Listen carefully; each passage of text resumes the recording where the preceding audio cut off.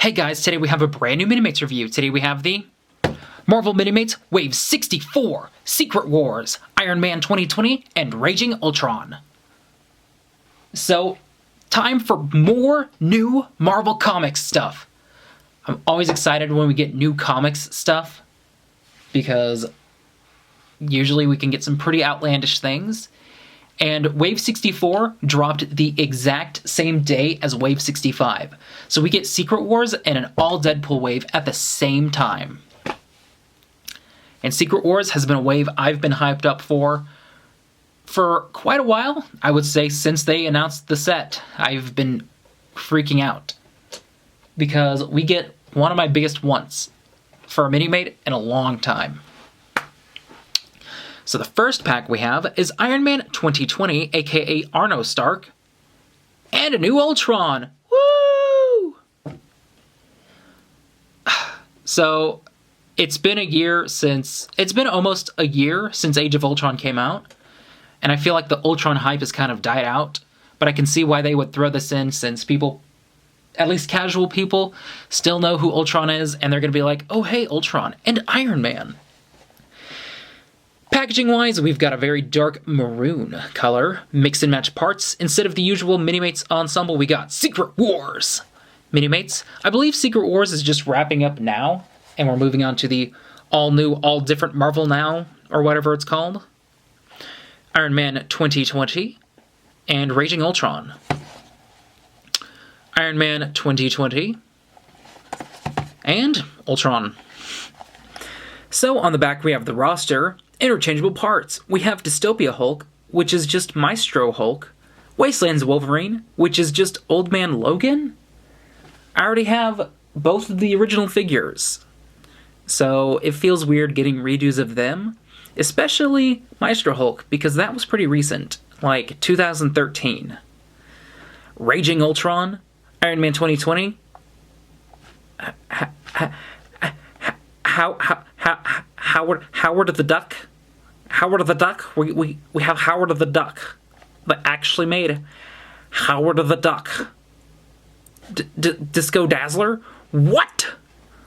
That is insane. Like, that is my favorite look for Dazzler, and they actually made her? What? The new Thor? Ah! And then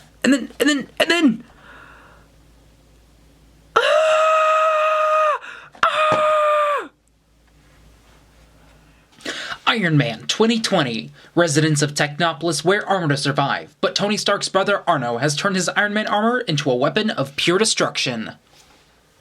Raging Ultron. In the Perfection region of Battleworld, the intelligent android Ultron has dispatched his drones from the future to exterminate all human life. First up we have Iron Man 2020. So Iron Man 2020 is actually a non-616 Marvel character, since the whole gimmick of Secret Wars was a bunch of different universes coming together. It makes sense that they would have an alternate universe version of Iron Man. So this is his brother, Otto Stark. Now there is an Otto Stark in the mainstream comics, but he's like the brainchild of Howard Stark and an alien that wanted to make a perfect child. I'm not joking.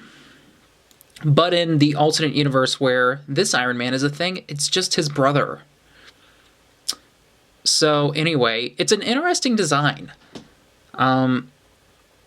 You've got these giant, like, saw cog kind of things going around. It's pretty fancy. Really clean detailing overall. I don't really see that many scuffles or scratches on it. Some leg detailing. There's a bit on his feet. New sculpting. I believe on the face, it looks like it might be new. It may be just an old standard Iron Man head. But this torso cover and his belt are new pieces. So he's got this half, which looks like some kind of blade-ish thing. I don't know if it's a weapon. It's just on it. And there's another just saw. It's a well-designed figure, and I'm glad they brought in some new sculpting. And there is some chest detailing underneath that you can see. It's also got gloves. gloves, it's armor. It's also got some detailing on his wrists. Nothing on the back. And then the face.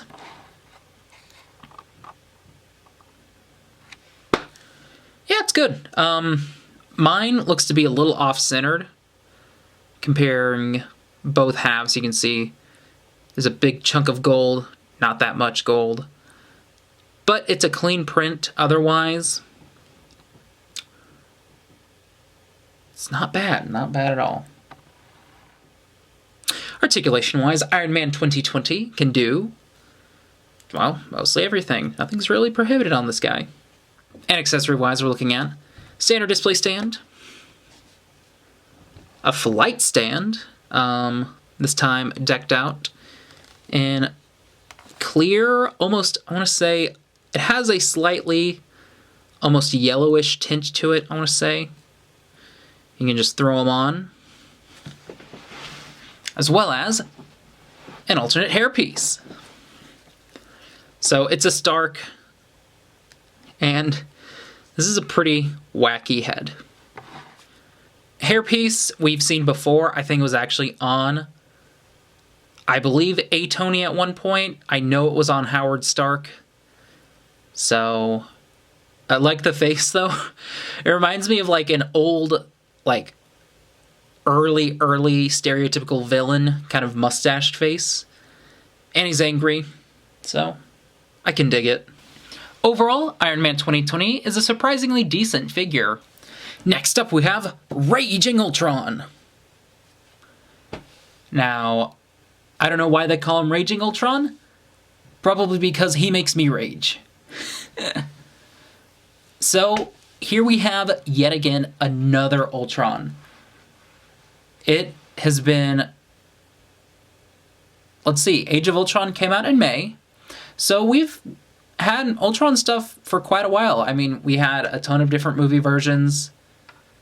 We got the drones. We got the Age of Ultron comic set. So we have a lot of Ultrons. And I don't know, I'm just starting to get a little tired of seeing Ultron. The first Ultron still has to be my favorite Ultron they've made. Like, this is a solid figure. And I think it still holds up. It's a good figure.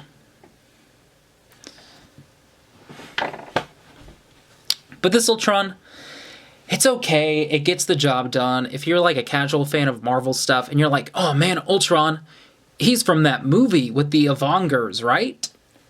Then, yeah, I mean, he's the guy from the Avengers movie that they really wasted as a villain. Because he showed up, and then they kill him, and that's it. Anyway, no new sculpting at all on this figure, so he's completely reused in terms of parts. So, let's just go down. So, starting at the legs, he's actually got some pretty decent leg detailing. I like it. I mean, nothing's wrong with it. You can see. He's also got feet from one of the Extremis Iron Mans. For a belt piece, for a crotch piece, they have the slip-over cover. Instead of using something sculpted, it just continues down, which I find a little jarring since you've got all these sculpted bits and then just his crotch is paint. I would have gone for something molded, or actually sculpted.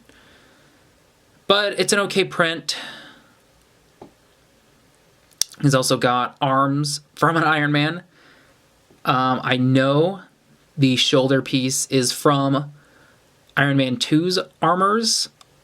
And I believe the hand has also been on Iron Man before. Chest detailing's pretty nice. He has an arc reactor. A lot of robotic stuff going around. Some on the back. It's all right. And then the face. The face is okay. It's reusing parts from the movie Ultron, so it's that sculpt. He's angry. He's got glowing bits. It's okay. Honestly, like I said, if you're a casual fan, you're going to love this figure. But for somebody like me, I don't know, I kind of wanted something more. Like a cool accessory or something.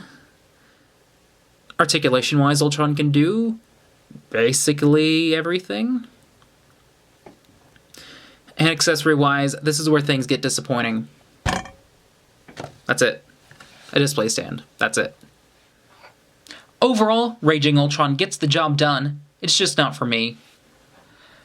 So, overall, that was the Marvel Minimates Wave 64, Secret Wars, Iron Man 2020, and Raging Ultron. This pack is a mixed bag. I actually enjoy the Iron Man figure. I always like having a new, kind of kooky-looking Iron Man armor to throw in my Hall of Armors. So, it gets the job done. The face, I mean, it's a little off-center, but, I mean, I don't think I'll notice in the long run. And otherwise, it's got really clean paint detailing, and I like the new sculpted bits. Ultron, on the other hand, is a real letdown. Like I said before, I prefer my old style Ultron, as opposed to, I guess, the more human-ish kind of look they're going for. And I'm not even sure what this Ultron design is from. I'm going to assume Age of Ultron, the comics. But in that, wasn't he like a six-armed freak that was giant? So, okay. If you are a casual Marvel fan, you like this set because you get a cool Iron Man and you get Ultron.